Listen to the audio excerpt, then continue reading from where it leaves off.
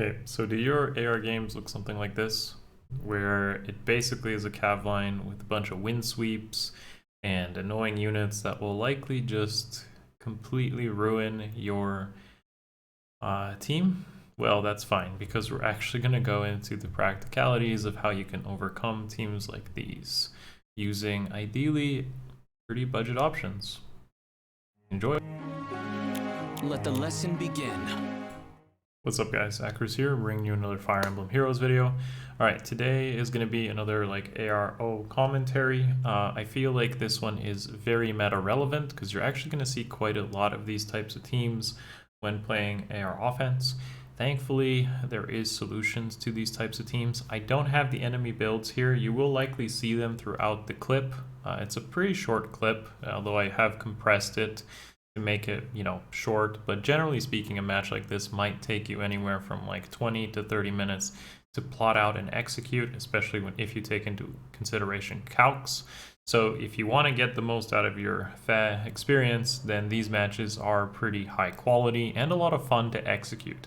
But they are not your traditional gameplay. You don't just end turn with Brave Marth or Brave Hector or Brave Edelgard and expect to win, because a lot of players will take these sort of teams and consider that you use those types of units and completely smash them, because that's ultimately what they're doing. Just to give you like a forefront of what we're looking at here, basically 7th unit Olwen there, Thunderhead Olwen, is being fully buffed, like 6 to all stats.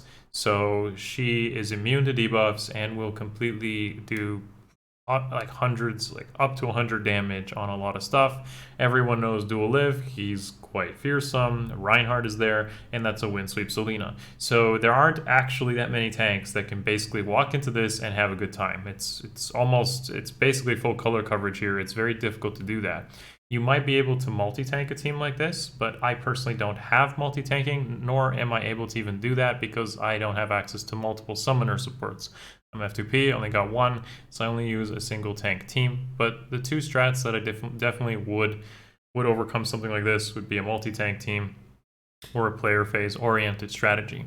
So I'm going to try to break down how you beat stuff like this and hopefully make your experience easier with a bit of preparation and then some decent execution. You can do it. And I'm going to actually show you how I even set up the preparation phase and even make it kind of fun. We're going to make it actually fun. This doesn't have to be a chore. It doesn't have to be stressful. It can actually be a lot of fun if you just have the right mindset and overcome it. And just stay tuned for that, because it is actually kind of funny how I do go about, overcoming stuff like this, along with the satisfaction of being able to win, of course. I do have my own builds here, so I will showcase them on my left so you can, just get your own perspective on exactly what's going on. As you can see here, there's not really any merges on the units themselves. I'm literally using an Eliwood that's non-resplendent at +1, and to be honest, that is a bit of a detriment. I definitely should merge them up further. Brave Marianne is the free pick. Ullr is a random that I has been up and down. Sometimes she works, sometimes she doesn't. The mythics are merged and I get a lot of score out of that, but realistically they don't even contribute at all to the success of this game, for example, or many for that matter, because they're literally just smiting or dancing. That's literally their utility or purpose. In fact, I would suggest even Freya is better than something like Mila here, because you're not really going to be using Mila for anything other than just smiting. Air with Tamari is nice and a smite, but that's essentially what this is. The bulk of the gameplay comes from these 3 units, Marianne, Eliwood, and Ullr. Something like Ullr can be subbed out for Air using Lifiaberg. Freya, for example, setting up Wings of Mercy. There's a lot of really different ways of going about this, but this is my setup with a Fury, Candlewax, Ullr, who then is able to enable Wings of Mercy plays from Peony. So many ways to do this. I've covered this in many other build videos and initiators, but I want to actually give you a visual of how this is done, and hopefully you can get some ideas for yourself. Alright, so I'm going to play the clip here, and then at the end of the clip I'm going to tell you how I actually knew that all this was going to work out, so that, again, you can, it's key that you actually think it through, but as I said, it can be a lot of fun when you go through that sequence. I'll try to explain what's going on here as we play through the clip. It's not that long, but essentially you can get a good idea of what's going on, and I'll speed it up just a little bit. and just show you what's going on. So safe defense is really good for player phase strategies, folks. I highly recommend using safe defense if you use player phase strategies, which is essentially Galeforce or some sort of sweeping. With safe defense, you can give yourself the time to set up and really pull through. And a lot of that also comes from like the maybe being able to test a trap or just position or break a building on the first turn, and then you'll know what you can do on the follow-up turns. So what you see here is I literally just put my units in positions where they're not getting affected by debuffs, where they're ready to smite, where they're just clearing clutter and buildings, and now on the next turn, because of safe defense, I can smite in Ullr, I can smite in Peony. I've considered if that trap is real or not. Like I've literally considered, okay, if that trap is real, what do I do? If it's fake, does it matter? Such and such. I considered those options. They didn't matter whether they were real or fake. And I'm able to use Ullr here, with Blade Session, of course, to get that kill. It's really close, as I said. Ullr is a very, like, either really works or really doesn't type of character for me, and she is mid-tier, as I still think she is, and not really worth pulling, because you can do a lot of these strategies with someone else initiating and probably far more consistent than someone like Ullr, but she's worked okay for me so far, and that's at least comforting. But essentially what I'm doing here is I'm using Ullr to initiate. She has that recoil damage, she has that like desperation effect, she can take out those red targets, or less bulky targets, like not on the front line, and then lift, because otherwise my other Wings of Mercy units may struggle with this. And then you bring in your Wings of Mercy units like Eliwood with Quick Impulse and his guaranteed 2 special acceleration. Marianne comes in, kills the other bulky unit, Reinhardt, and because Eliwood has the highest HP and hasn't Galeforced yet, he's able to get that refresh off Marianne with 1 movement, and that's key that you consider that as well.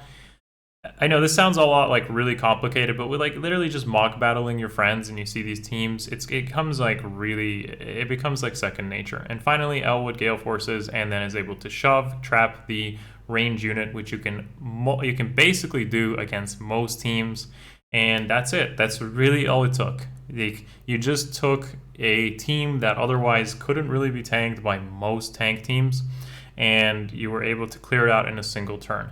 Now, it just might seem like it's really difficult to do that with all the positions and intricacies, but I'm going to show you what I do. And as I am a visual learner, or like visuals are very important for me, I'll show you exactly what I do. So this match is over, and what I do to actually go through these sort of executions is literally this, okay?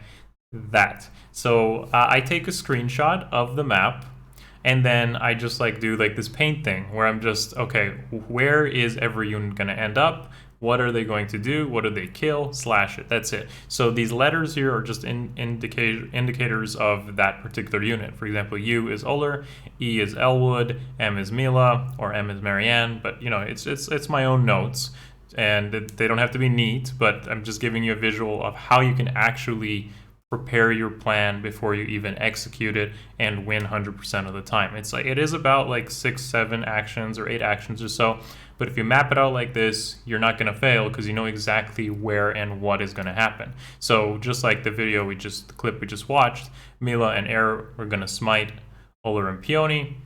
Ullr kills Nut, and then there's a slash there. Then she gets danced by Peony, indicated by the P being right beside the U. Then Ullr moves up again, kills Liv, slash through that. Eliwood is then the E. He moves up. He doesn't move up, he just kills Owen in one shot. Then we have the M beside the slash on note. She kills Reinhardt, indicated by the slash. Eliwood moves up, kills Yoon, Galeforces, and then there's a little arrow on the E, indicating Ullr gets shoved over to the left to trap Selena.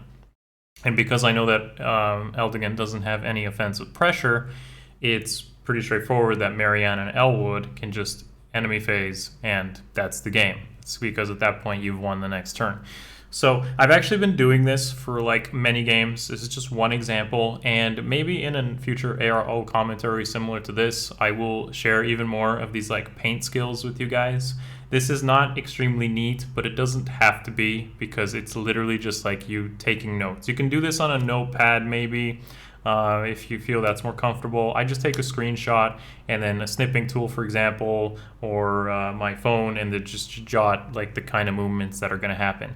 This is fun for me. It may not be fun for everyone, but it's kind of like solving a puzzle, and you're using characters, and hopefully the game itself is satisfying to play, that it feels like, you know, it feels joyful to do it and say, man, that looked really tough, but I was able to pull through. So I've won many games like this against stuff like Legendary Sigurd, Legendary Lena, whatever, like a literal, any combination of nodes, dancers, calves and whatnot. And as long as you play into it with the mindset of, I have the team and the resources, the preparation to do it, you're gonna pull through and win. No team is unbeatable, and I'm using fairly budget units.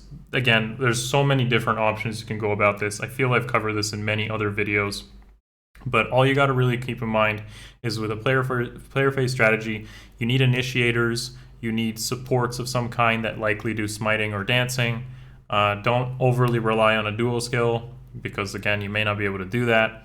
And consider how many actions and how many enemies they are. So like in this case, Marianne is 2 actions, her attack plus her dance. Eliwood is 2, Galeforce.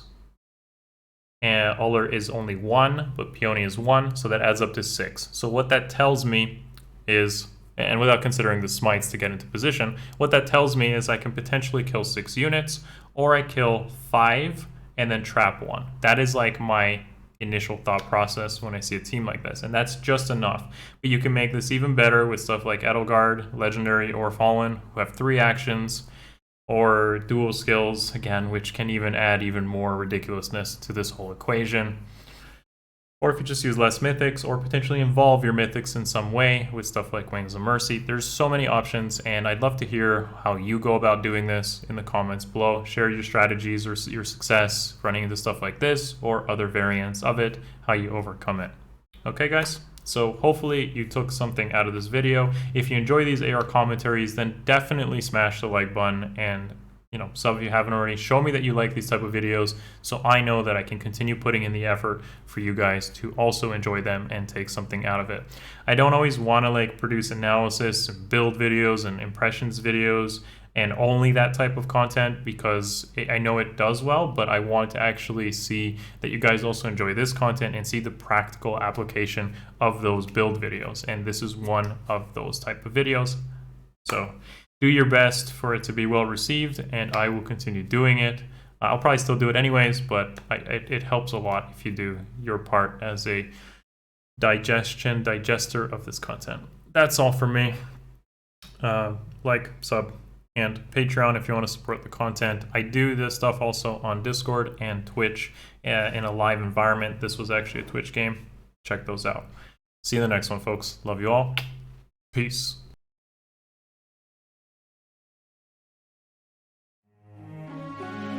It's over.